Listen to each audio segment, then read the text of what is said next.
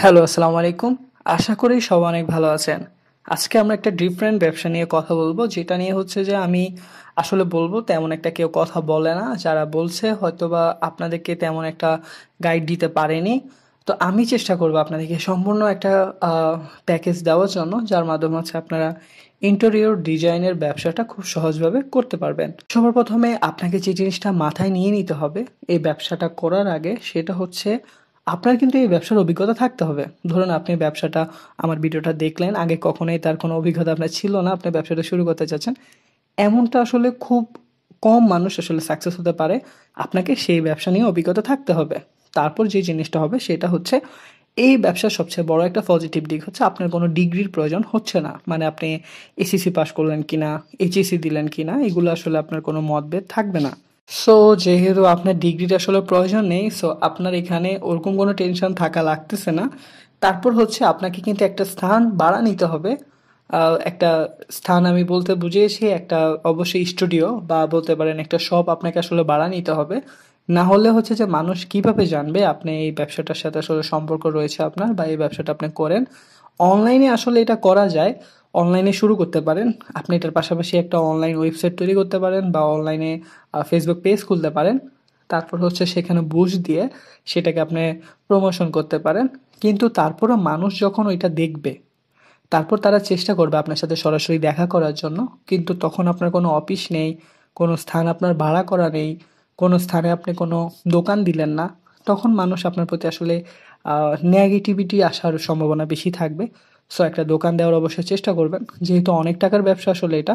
আর আপনি যেহেতু ব্যবসা করবেনই, সো আপনি চেষ্টা করবেন একটা শপ দিয়ে দেওয়ার জন্য। অবশ্যই হচ্ছে আপনার দোকানে আপনি সরঞ্জাম রাখতে হবে।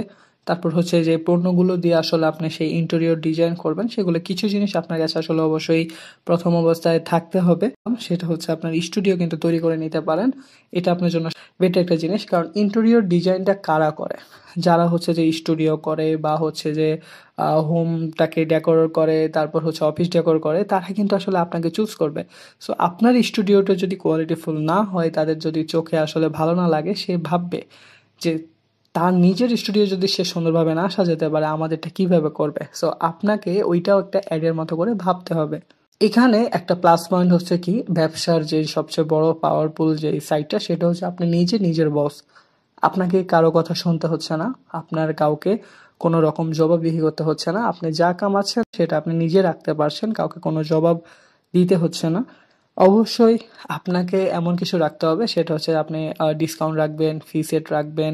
আপনি বলতে পারেন যে আমি আপনাকে এই লাইট ডেকোরটা ফ্রিতে করে দেব, আমি আপনাকে এই নকশাটা ফ্রি করে দেব। সেগুলো সম্পূর্ণ আপনার উপর ডিপেন্ড করে, বাট আপনি কিছু তাদের জন্য ডিসকাউন্ট প্যাকেজ রাখতে পারেন। এতে করে আসলে কাস্টমাররা তাদের কাছে আরো একটু পজিটিভ হয়ে যায়। এবং কি আপনি যদি একটা ভালো কোয়ালিটি ফুল হোম ডেকোর করতে পারেন বা ইন্টেরিয়র ডিজাইন করতে পারেন, আপনার এটা দেখে ওই লোকটা তাকে জিজ্ঞাসা করবে যে এটা আপনি কাকে দিয়ে করিয়েছেন, তার কোনো কার্ড রয়েছে কিনা। সো অবশ্যই আপনাকে কিন্তু ভিজিটিং কার্ডও তৈরি করে নিতে হবে, যেহেতু আপনি ব্যবসাটা বড় করতে চাচ্ছেন। এবং কি এটা আপনাকে পেশাদার করে নিতে হবে, বা যারা এই পেশার সাথে জড়িত রয়েছে, বা এটার একটা নেটওয়ার্ক বানিয়ে নিতে হবে, যাতে এই ব্যবসাটাকে আপনি অনেক উপরে নিয়ে যেতে পারেন। এখন আপনার মাথায় আসলে আসতে পারে যে আমি যদি এই ব্যবসাটা দিয়ে থাকি আসলে আমার কেমন লাভ হবে। দেখুন, আপনি এই ব্যবসাটা ততই লাভ হবে আপনি যতদিন পর্যন্ত এটাতে পরিশ্রমে লেগে থাকবেন। এমনও অনেক মানুষ আমি দেখেছি যারা হচ্ছে যে মান্থলি 4 থেকে 6 লাখ টাকাও কামাচ্ছে, আবার এমনও মানুষ দেখেছি যারা হচ্ছে যে 30 থেকে 40 হাজার টাকা কামাচ্ছে। আসলে যার যত পুঁজি হবে সে তত বেশি লোক বিনিয়োগ করতে পারবে, তত বেশি মার্কেট বড় করতে পারবে, তত বেশি কাজ ধরতে পারবে, তত বেশি টাকা সে কামাতে পারবে। সেখানে কোনো নির্দিষ্ট কথা নেই, বা নির্দিষ্ট কোনো টাকার পরিমাণ নেই। বাট আমি আপনাকে শেষ কথা এটাই বলতে পারি, এই ব্যবসাটা আপনি তখনই করতে পারবেন যদি এটার আপনার অভিজ্ঞতা থাকে। তাহলে আপনি এটার খুব লাইন, কোথায় কিভাবে কোন কৌশল অবলম্বন করতে হবে সবকিছু আপনি জানতে পারবেন। এখন আপনারও প্রশ্ন থাকতে পারে, যদি আপনি এত কিছু জেনেই থাকেন আমাকে কেন তাহলে আসলে বলা? এখানে মেন কথা হচ্ছে আমি আপনাকে ব্যবসার কিছু পলিসি বলে দিয়েছি, যেগুলোর মাধ্যমে আপনি ব্যবসাটাকে সুন্দরভাবে সাজাতে পারবেন। তো সবাই আমাকে ভালোবাসা দিবেন, সাপোর্ট করবেন, আমাদের সকল ব্যবসায়িক ভিডিওগুলো দেখে নেবেন। আসসালামু আলাইকুম।